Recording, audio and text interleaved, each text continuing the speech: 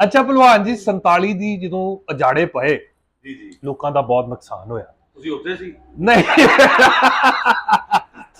ਸਿਆਣਿਆਂ ਕੋ ਸੁਣੀਆਂ ਗੱਲਾਂ ਤੇ ਨੁਕਸਾਨ ਹੋਇਆ, ਲੇਕਿਨ ਸਾਡੇ ਸਿੱਖ ਭਾਈਆਂ ਨੇ ਇੰਜੋਏ ਵੀ ਬੜਾ ਲੋਕਾਂ ਨੂੰ ਕਰਾਇਆ। ਹਾਂ ਸਿਆਲਕੋਟ ਦੇ ਨੇੜੇ ਬਾਰਡਰ, ਉੱਥੇ ਸਰਾਂ ਸੀ, ਕੋਈ ਰਾਤ ਹੋਈ, ਉੱਥੇ ਇੱਕ ਹਿੰਦੁਸਤਾਨੀ ਵੀ ਪਿਆ ਸੀ।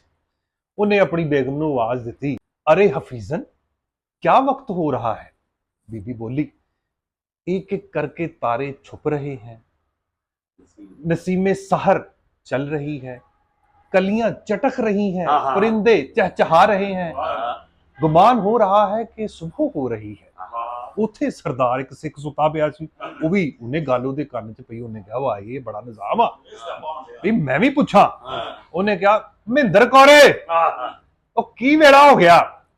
ਉਹ ਕਹਿੰਦੀ ਸਰਦਾਰ ਜੀ ਤੜਕਾ ਹੋ ਗਿਆ ਜੇ। ਕਹਿੰਦਾ ਤੈਨੂੰ ਕਿਵੇਂ ਪਤਾ?